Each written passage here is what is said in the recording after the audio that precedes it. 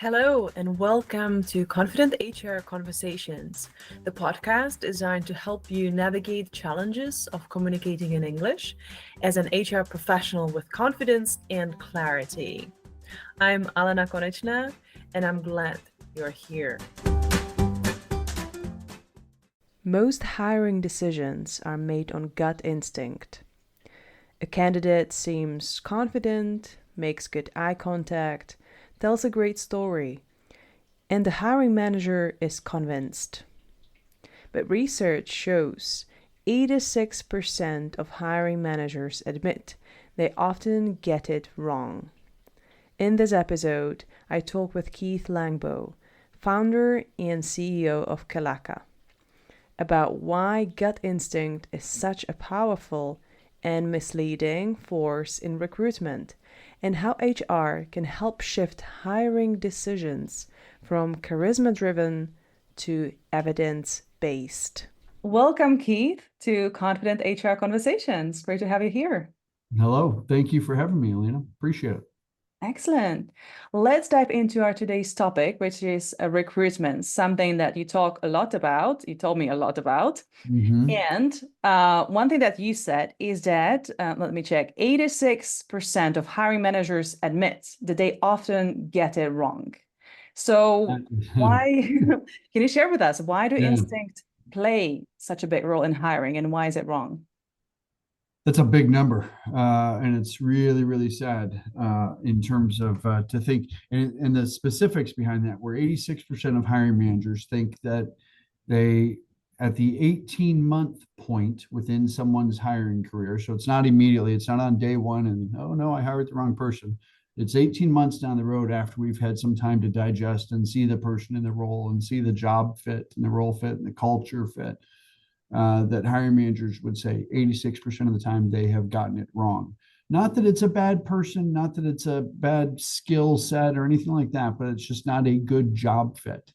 And I think quite often, I'm very confident of this, quite often, it's because the whole recruitment process leading up to that, and quite frankly, the understanding of what we're trying to hire is often broken, right? The idea, first of all, most companies start with dated job descriptions. They rarely update their job descriptions. They use some old job description they've been using for a decade, or they used to hire the person before that was in the seat. When in reality, we're not trying to hire someone to do what we were doing. We're trying to hire somebody that's going to do what we need them to do into the future. And so we need to start with better data and better job descriptions on the front end. And then we use resumes or CVs, depending which continent you're on, to talk about someone's past experiences. And that's great. But again, are you hiring me for my past experiences, or are you hiring me for what I can do in your organization going forward? And so there's a big difference in that. Last and least, though, and I think I don't know if you use the word instincts yet, but you and I have talked about using your instincts when it comes to hiring.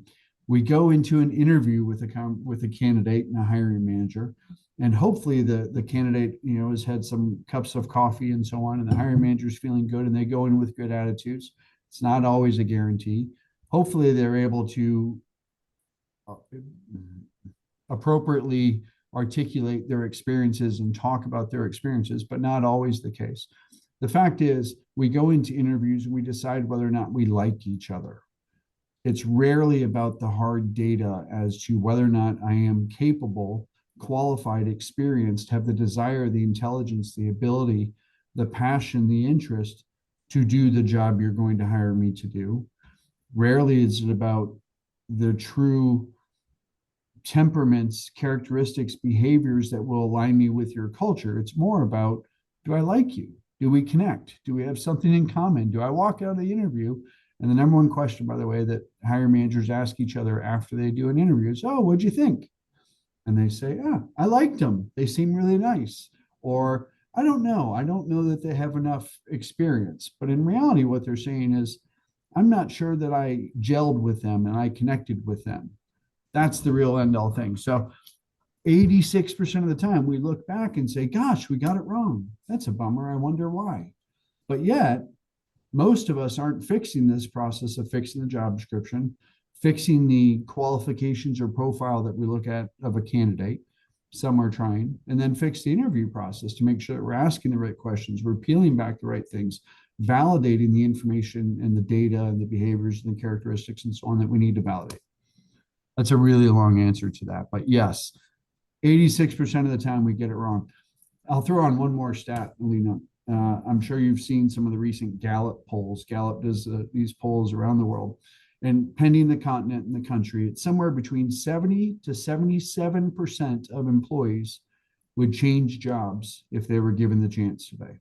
Now, it's not all about hiring in this case. It's not all about the recruitment. We could certainly talk about poor leadership or poor cultures or things like that, and reasons why people want to leave jobs or they don't feel recognized as the top thing. But a lot of that starts up front here too. If we're not getting someone into the right seat, they're not going to be interested and passionate and desire to do well in that seat. They're going to be looking out the door and looking at the greener grass across the street. So the statistics on hiring, the statistics on employment satisfaction, the statistics on job fit and the chronic work stress that people have in their jobs are through the roof. And we need to make a change. And perhaps we'll get there today about how to make that change. Well, what I'm hearing from you is that during the process, there's so much data around, right? Data from the company side, the job description, the requirements, because job description, as you mentioned, is linked with something which was in the past sometimes, but maybe what is not present sometimes is that there's no future thinking. What person we are actually looking for so that they fill in some future position, which is not there yet. The person is not there yet. Then there's data on the candidate side, which depends on the personality of their personality and their approach to the preparation.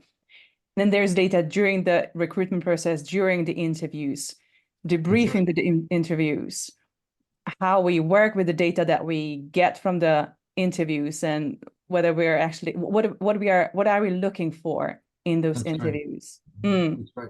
There's data throughout all those, and just as you were saying that, it made me think about maybe one place we do it okay. Oh, and I say we collectively, the royal we, if you will, is in the performance management side or performance reviews. Think about that. So we have a team of employees and we meet with them however often, hopefully not once a year, hopefully more often than that.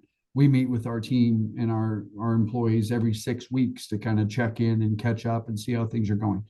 But there's often quite a bit of data in there, right?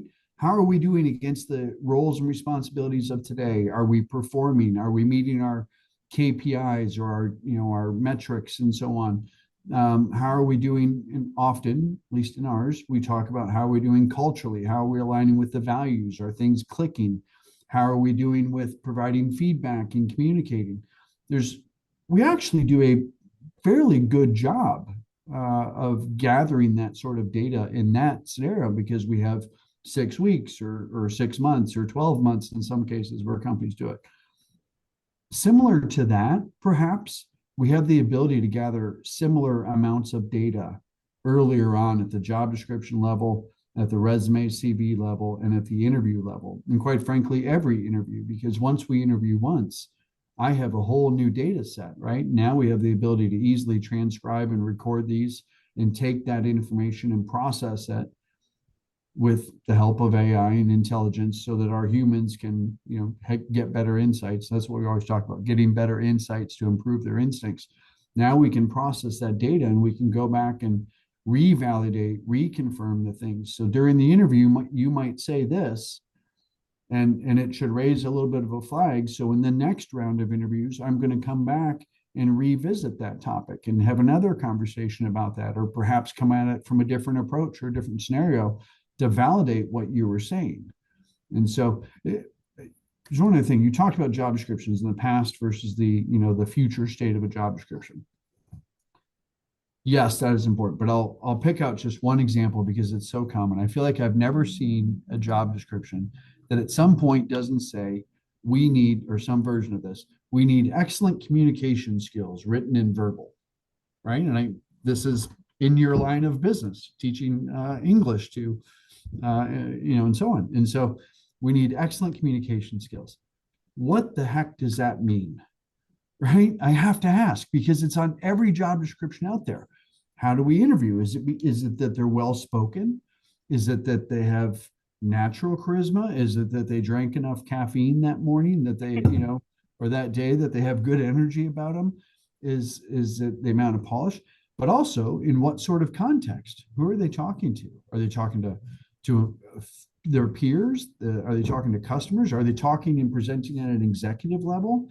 Are they speaking at larger events? Are they doing smaller events? Are they speaking to introverts or extroverts? We have to have more context and more data around these things, because to say excellent communication skills doesn't mean a whole lot on its side. It's sort of a judgment call of, yeah, they seem nice. They could carry a conversation. They could speak. But in reality, what my instincts are telling me are that I connected to what they were saying. I liked them. I found something pleasurable, or I had that, dare I say, natural attraction in a way, right? We won't even get into the statistics of marriage and how that is around most of the world, but there's probably some similarities in the fact that, we very much make decisions based on how we feel around people. We need more data, and that communication one's always cracks me up in terms of that. Right. At the same time, as I mentioned, this is super common, and it's super common to kind of get stuck in that, right? When we are in the meeting, in the interview with a candidate, and they have this kind of aura around them, and they just feel naturally pleasant, friendly. It can be very difficult to then be even willing to look at the data with this kind of more neutral attitude. So is there anything that you would advise HR professionals how to balance? Yeah. Practice, but no, you've got to use tools. We have, let me say first, I am not a fan of AI taking humans out of the human process of recruitment. I'm not a fan of AI taking humans out of just about any process, aside from where it makes sense to automate and use the efficiencies and things. What I am a fan of using AI for in recruitment is to analyze the incredible amount of data at all of those levels: job description, CV, resume, and interviews, and the feedback loop throughout there, and eventually through the entire employment lifecycle, through performance management, learning development, eventually succession planning. That same data is going to be available to us. Humans just cannot process the millions of data points that come for any one of these things. Now, I'll do one more example. We talked about communications, but pick a skill, right? Pick a skill like a lot of people look for developers, like Java developers or something like that. Java is always a great one that everyone seems to get because they understand it's not just coffee, it's also a computer programming language. The amount of relevancy and context that is required to understand someone's Java skill is exponential. To say that I have 5 years of Java experience means very little if my 5 years of experience were as part of a team and I did a small part of it, and we were in this sort of environment and this sort of industry, and we didn't have a sense of urgency, versus somebody that may only have 1 year of Java experience, but their context and relevancy was they were the sole person. They were in it every day. They had a hurry up and go sense of urgency, an intense sense of urgency the whole time. They had to use initiative to connect it to other points. There's so many ways to look at Java, but yet most job descriptions would say, I need 5 years of Java experience. And the algorithms, or the things that, sorry, I raised my hand there, the things that rank them, naturally, the systems, the applicant tracking systems and HRIS systems that rank them naturally are going to put the 5-year Java person ahead of the 1-year Java person. But in reality, the 1-year Java person might be a much better hire, right? So now, as you and I talk about one skill set, that should make sense.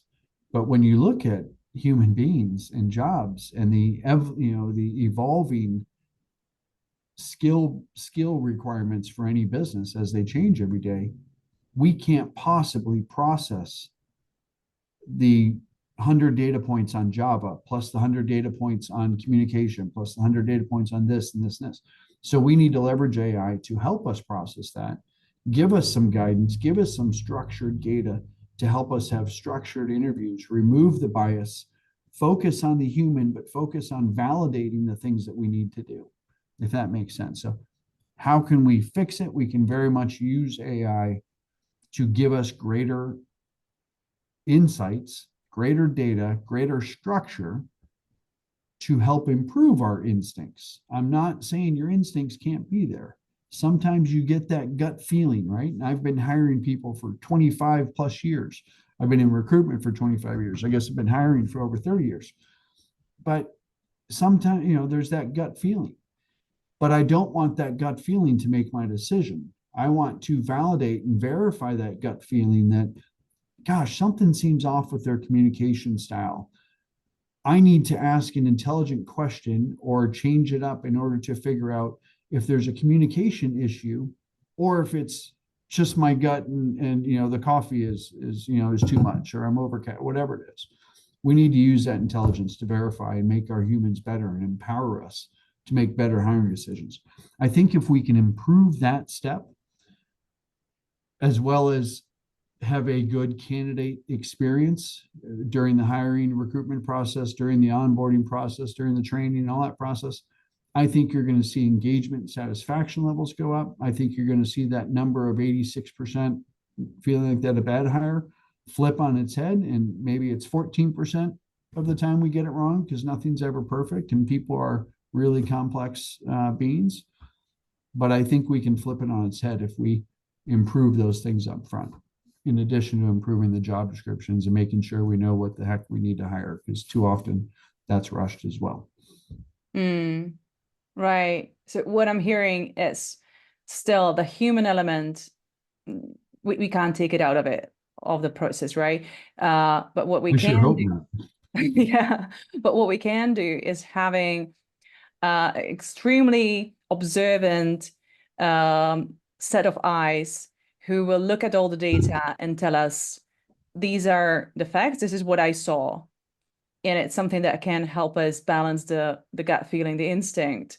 And it can be very difficult for people who, like you, who've been in the business for so many years, who certainly have so much experience and probably got used to trusting their guts. And that I used to be very proud of it. In fact, like I thought, oh, I can go in and I can make a good decision in the first 5 minutes, or even faster than that. Sometimes I felt like, and lo and behold, a couple years down the road, the resource quits or the resource isn't doing well on the job, or we have to let them go or whatever it may be. Well, and then one thing you mentioned is that AI can then help us, even if we're not able, even if you do everything right and we prepare, even then it's very difficult to capture all the data that happened, everything that happens during an interview, and then maybe efficiently work with it in the second round or third round or whatever. That's and right. This is where AI, as you mentioned earlier, can step in and give us these insights, and maybe he even help us build the interviews. I mean, the the next interviews. Yeah, that's right. After we get some initial data. Well, let's now have a look at how an interview can look like, and of course, the interviews logically, I think, still will be led by people, at least in some part Yeah, I of the mean, world. we're seeing, yes, we are seeing, some more and more, I'll call them automated or agentic sort of interviews, sometimes avatars, sometimes chatbots on the front end of the screening process. Good and bad to that, right? We've seen some legal cases recently with like Workday as an example, where you don't want to have AI making your selection decisions. And I think that regulations and regulatory stuff, every country going to be a bit different perhaps, but at some point, I think they're going to say, hey, humans still need to be in charge of the decisions. And so can you have AI run a first round interview and cut somebody out because it didn't work? let alone what are the tech issues with that, and how much can you trust the AI? Because is it 100% trustworthy yet? How is the AI built? Is it like a LLM, like a chat GBT that hallucinates, or is it something that's actually been built with structure and guidance, and who built that structure and guidance into that AI, and was it biased or was it right? There's a lot of things there that are still in question. What I do think is reasonable, and we're building this right now and playing with different options here, is to give candidates the choice. I want to learn quick, basic information about a job. I want to understand the role. I want to understand the compensation plan. I want to understand the expectations. I want to understand some basic things. And I want to do it now when I'm up in the middle of the night as a candidate. I could engage with a chatbot or some sort of AI avatar or whatever it may be, and have that. And that feedback from that conversation, because it can be very conversational. I've interviewed with some incredible AI things. I don't always get the job. I actually didn't get a job for my own company when I was interviewing with one recently as a demo. It was kind of funny. But it was right because I threw some loops at it, and it shouldn't have hired me. So it didn't, or it shouldn't have passed me. But I think giving candidates the choice, if they want to have a conversation with a human to ask some things, or because that's their comfort level, great. You're not going to get me in the middle of the night as a human, but you're going to have to get on my schedule, which may be a week from now or something like that, right? And so I think giving candidates the choice, and I think using it to help gather basic information, to help improve communications and follow up and things like that. If we have a candidate like the CIO candidate I was talking about that's in our process right now, and they want to get immediate updates, they have the choice to, again, go to AI, and it will give them a update as to what it knows based on data that we give it and direction we've given it. And they can get that immediately from an AI and have instant feedback, instant updates, etc. But if they want to have a conversation, then they got to schedule, and so again, I think there's a place for it, but I also think we are so early in terms of what AI can do, what the regulations are going to be or need to be from a legal and HR standpoint. And I don't have those answers yet, but I am watching it, playing with the options out there every single day.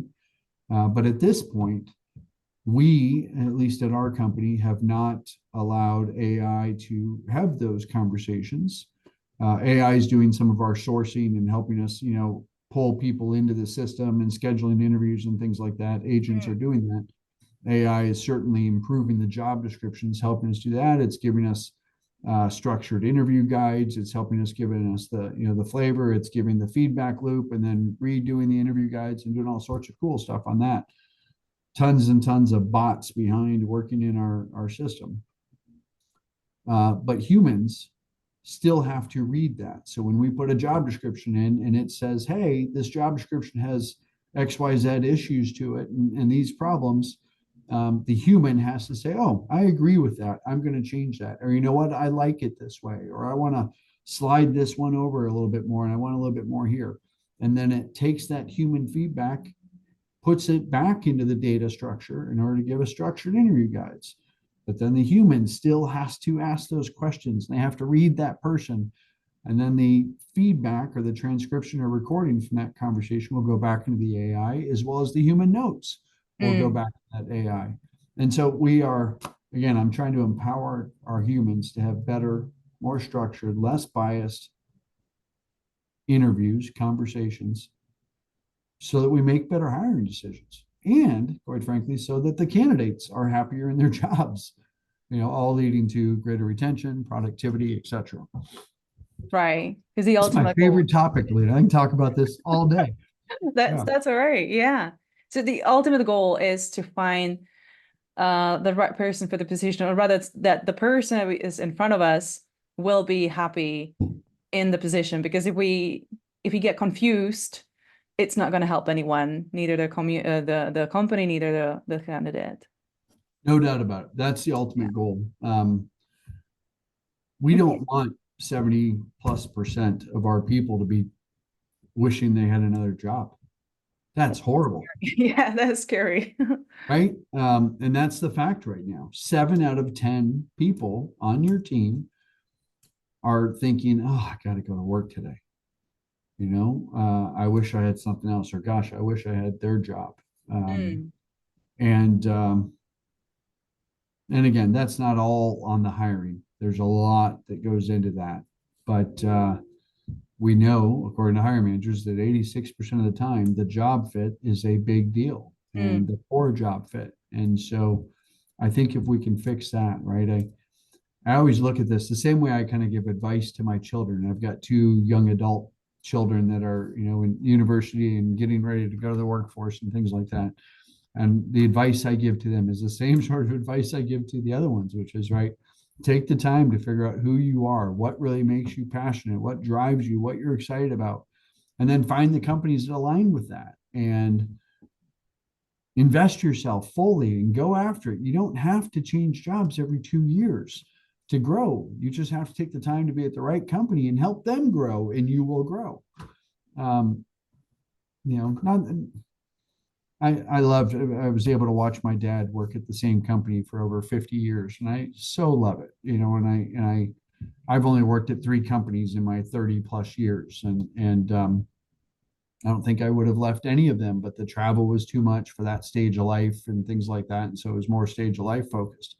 And hopefully this company never lets me go. But mhm. um, I think that we can do better at making sure our employees, our team, are connected to what we're doing. They're excited about their opportunity when they do have challenges, because inevitably things change, life stages change, or companies, markets change.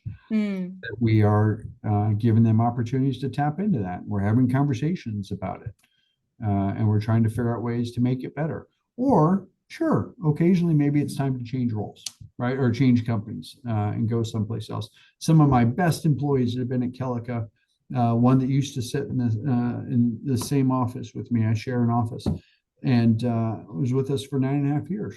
And after 9.5 years, it was just like, it's been great, but I think we've kind of have changed since 9.5 years ago when we were a little startup and so on. And now she's our top client, right? Or one of our top clients. And she works with our client. She went and took a role at the client that she was working on. And it was a great transition. So there are times where it makes sense. okay. Well, thank you for sharing that. So, Keith, let's now zero in on that human part of hiring process, which, as we Okay. mentioned, is still the interviews.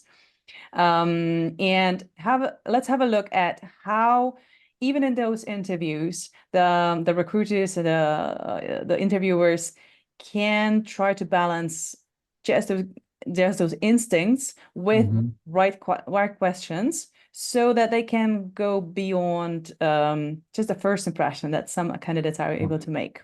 All right. Yep. So you will be the interviewer and the recruiter, and Okay. I'm gonna try to play out the great charismatic Oh, wonderful. Okay. candidate. Okay. Go ahead. Okay. All right. I'm in the interview. This is fun. I get to role play. Um, all right. Alina, thanks for being here with us today. We're excited to talk about this opportunity. So we we're in a tough marketplace right now, in a tough industry, and a lot of times we need to figure our ways through these problems and take some initiative. So curious if you could tell me, Alina, tell me about a time that you've had to solve a difficult problem at work and how'd you do it? Absolutely. I actually really love problem solving. It's my, yeah, it's my flow. So there was a really big challenge back in my previous company with one of our clients, and it was quite a major issue. But the team was not really sure how to go about it. It was a new challenge for us. But, I think I was able, because I really like these new challenges. I jumped in and I Yeah. gathered everyone, and we came together for a solution, with a solution, and everyone was motivated as well. So that was great. Okay. Well, good. I appreciate that. I'd love to peel that back a little bit more if we could and just understand, I mean, what was your role within that, and what did you actually do to solve that problem? Yeah, well, I was just this person who kept the motivation high and made everyone still like focus on the problem. So I think that's what really helped us. And then the client was really happy as well with the solution that we figured out. So I think it was very big success. Okay. Tell me again, what was your role within this team?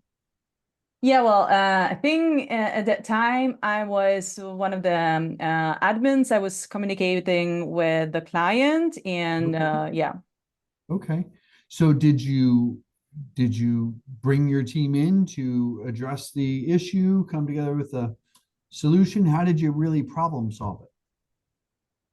Yeah, I think it was a lot of teamwork, right? It was a lot of energy in the room, and yeah, everyone brought up their ideas, and I brought my ideas, and then in the end, we came with the best solution. Okay. Well, I appreciate that. So I'm going to change it over, just kind of a different side of it for a little bit, Alina. Tell me about a time in life and whether it be, personal life or in activities or school or whatever it may be, where you've had a difficult problem and how you were able to solve that problem, how you figured out exactly what it was, what you needed to do, and then what you did Okay, in a so personal situation. So, for example, when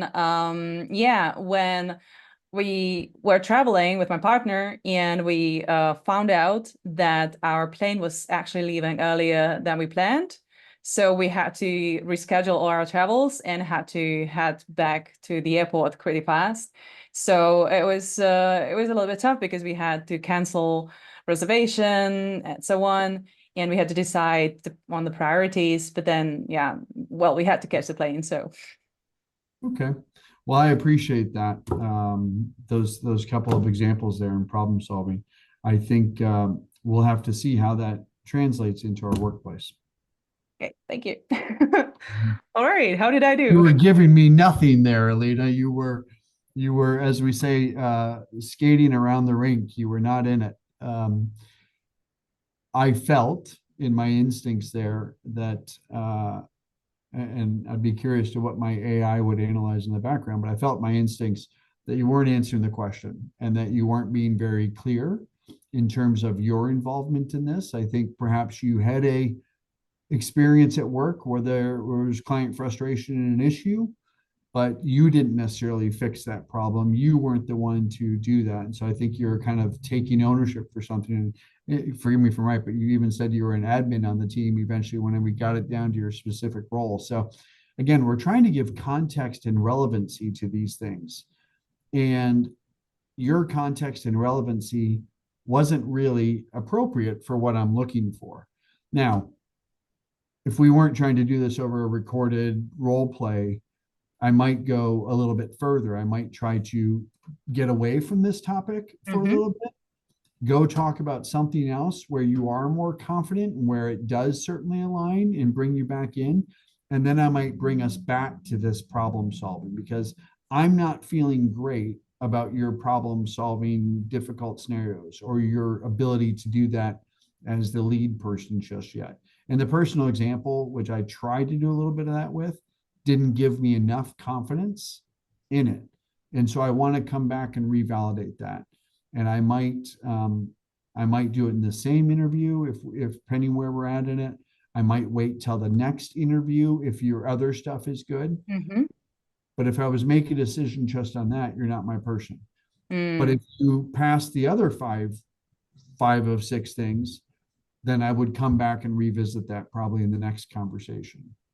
And I would come with more specific examples to try to see your thought process, your problem solving process, your ability to communicate with people, your ability to handle stress, your ability to, handle in that sort of environment and so on, and give it a lot more context and a lot more relevancy. Does that make sense?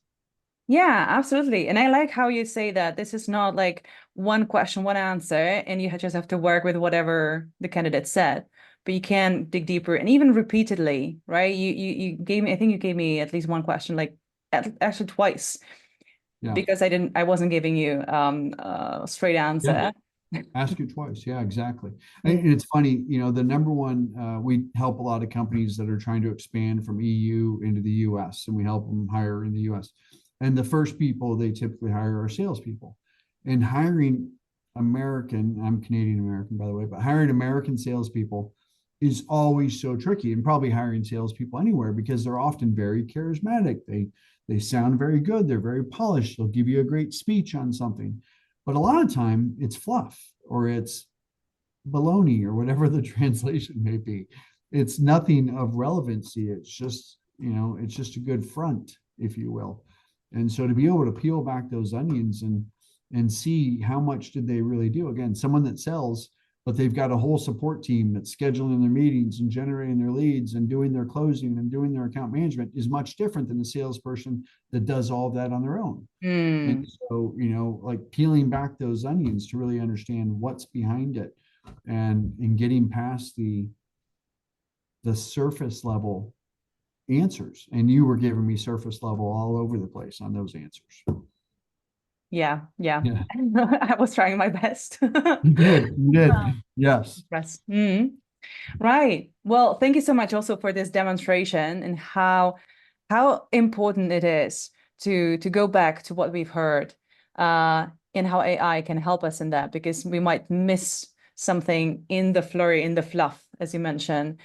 Yeah. But seeing it written down with someone or an entity that is not really invested in the process itself, but is able to just give you the raw data, can be Right. extremely helpful. Yeah. Well, I'm curious. I mean, you said so much today about how complex the process is, how many things can go wrong.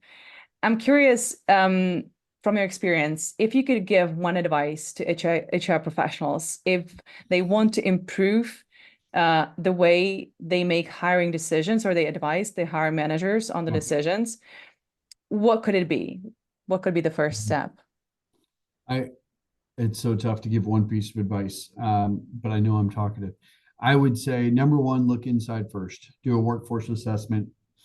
Make sure you're hiring for the right thing, and that you're taking care of your existing employees first. So tap into that first. Number one, don't hire. Look inside. And it's horrible to say, given I'm in recruiting, I'm saying don't hire, but look inside first. That's number one. Number two, start with a blank job description first. Don't go to an old one. Just start. What are the things, now that I've done my internal assessment and I've looked at my gap analysis between that and where we're going, just start very general. What are the things I'm looking for? And then think about giving them context, giving them depth, giving them more richness, right? And trying to build your job description or your job advertisement to attract the people that are wired that way, to attract the people that are desired to be a part of that, and so on. But start from scratch. I think it might be easier. And I actually wrote a post on this recently on LinkedIn, or maybe it's coming out. I pre-scheduled, and so maybe it's coming out Friday or something, but it talks about this specifically. I'd rather start with a blank job description than some of the old junk that's out there, because let alone people's attention spans are so small right now, and they only, you get 8 seconds or something. So you've got to be very specific. But I think those are the starting points.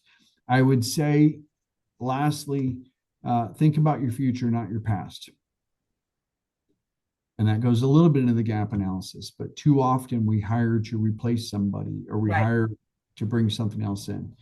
And in reality, the world 2 years from now is going to be completely different than it is today.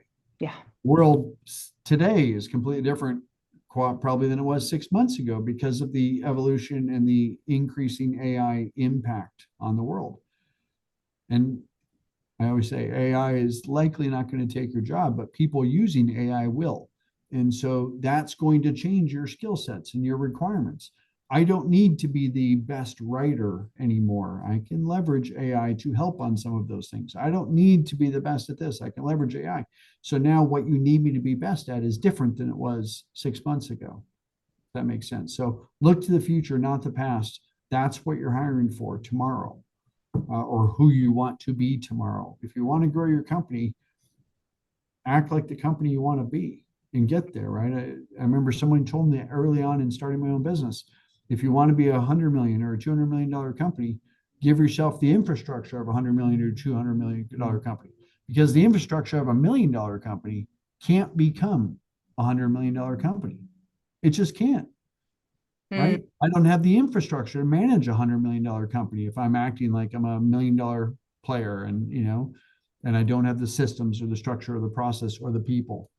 Now, there's a little bit of cart before the horse on that. I get that, especially in starting a company, because you have limited budget and and finances and means. But if you want to be big, think big. Okay. So to summarize it, look at what you already have and what might be your needs based on what you have. Yep. Start with a blank page. That sounds radical, but I really like it. I would do that versus take the old one. Let's say that. Right. Yeah. Yeah. And then start. Oh, that's I think from Frank Covey, start with the end in mind. Frank, is that right? Yeah, that sounds right. Right. That's the big time planner. Yeah. And so that would make sense. But start with the end in mind, or I don't know if it's necessarily the end, but start with the future in mind. Yeah. Yeah. Hopefully it's not the end. Hopefully it's just the beginning of the next future. And then we're going to continuously look at the data and do those workforce assessments. Right. And so those people that we hired to get us the next 2 years will then evolve and will get us in a different place in 2 years from that, right? Yeah. So you're not replacing, but you're finding someone who will fit in the future version of the company. That's exactly right. Yeah. We're already here today. I need someone to get us there. Whatever that there may be for that company. Okay. Yeah. Well, thank you so much. There's some tips. and then, obviously, as we talked about today, get some insights to improve your instincts. Yeah. Don't just rely on your gut. It's not that good. No one's is. It's not that good. We get it wrong way more often than we get it right. And so try to improve your instincts with some hard data and some actual, something to back it up, something to make those conversations and interviews better and decisions better. Yeah. Thank you. Thank you for that piece of advice. And if our listeners would like to follow you, reach out to you, find more about your work and your company's work, how can they, or do you have any invites? I would love to invite people. So we actually have a launch for our AI product called Kira. It's coming up in November. And the early list can sign up if you're interested in that. And if you also like the things I talk about, I do a newsletter on HR and recruitment and AI and the combination of all those. I do a newsletter through the recruitmentreformer.com, www.recruitmentreformer.com, and they can sign up for the newsletter, and that will be the early list for our AI launch. Or certainly can follow me on LinkedIn. I'm the only Keith Langbo in the world, so relatively easy to find on LinkedIn. Oh, lucky you. Lucky me, yes. Excellent. Thank you so much. And I'm going to put all the links in the description so everybody can find you. And thank you so much for the conversation, and have a lovely day. Thank you. Wonderful. Thank you so much, Alina. Cheers. If you are an HR professional who wants a safe space to practice speaking in English, join our Confident HR Speaker community. We meet twice a month to discuss real HR topics, expand our vocabulary, and gain the confidence to express ourselves. Plus, you'll be supported and inspired by a group of other HR professionals who share your struggles and goals. Check the link in the description to sign up.